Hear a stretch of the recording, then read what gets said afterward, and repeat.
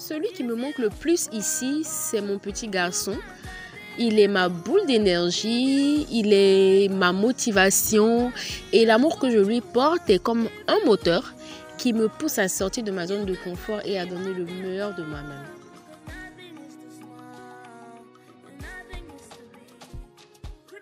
Hello, je suis Marie-Blanche Ingia, entrepreneur.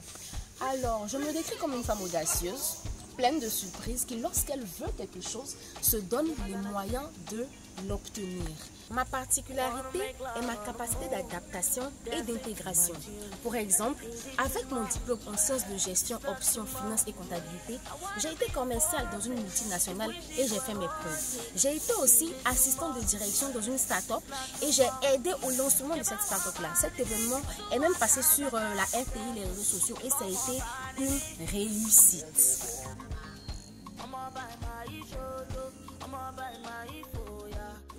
J'ai un grand amour pour le bénévolat. Je me suis découvert une passion dans l'aide des autres, dans tout ce qui est humanitaire.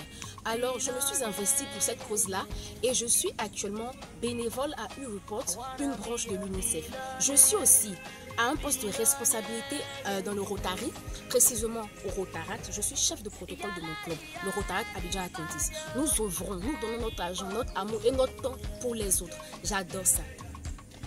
On peut dire que le concours Miss 2.0 est ce que j'attendais.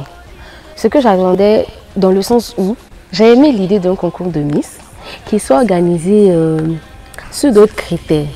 Des critères autres que la plastique. Des critères tels que l'engagement social, tels que l'entrepreneuriat féminin, le digital, les valeurs culturelles. Tout ça, l'intellect. Vraiment, j'ai adoré. Pour moi, c'était juste innovant. Et c'est à encourager. Et c'est vraiment pour ça que j'ai décidé de me lancer. Après, je me suis dit, c'est une seconde chance pour moi. Oui, une seconde chance dans le sens où j'ai pas pu terminer mes études par faute de moyens financiers. Et je suis maman. J'ai pensé à toutes les opportunités qui s'ouvraient à moi en fait à travers ce concours-là et surtout donner l'exemple. Parce que c'est en même temps une opportunité pour moi, en même temps une opportunité pour les personnes qui me suivent, en fait, la communauté derrière, les autres jeunes filles que je peux impacter. Parce qu'elles vont voir que, ah, elle a continué ses études, ah, elle travaille, ah, c'est une femme d'affaires, ah, je peux aussi inspirer les personnes autour de moi. Je me suis dit, voilà une occasion d'inspirer, de changer un peu la mentalité des jeunes filles d'aujourd'hui. Et vraiment, j'adhère, quoi. Et je me sens dans tous les critères, je me reconnais dans tous les critères qui sont cités, qui sont demandés dans ce concours. Donc, vite fait. Je suis au confessionnal. Je me pose là et on parle rapidement. Alors, quand je serai Miss 2.0 dans quelques jours, je compte tout d'abord terminer mes études, ça c'est clair. Aller le plus loin possible. Quand je dis terminer, c'est pas juste le master, hein, c'est aller le plus loin possible.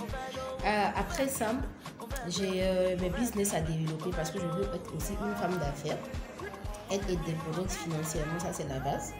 Donc je vais terminer, j'ai déjà mon business Africa, donc à part lui, je vais aller dans des panels, des conférences, des tables rondes et tout ce qui va avec, afin de représenter la Miss 2.0, la femme entrepreneur qui défend la cause des jeunes filles et qui montre l'exemple.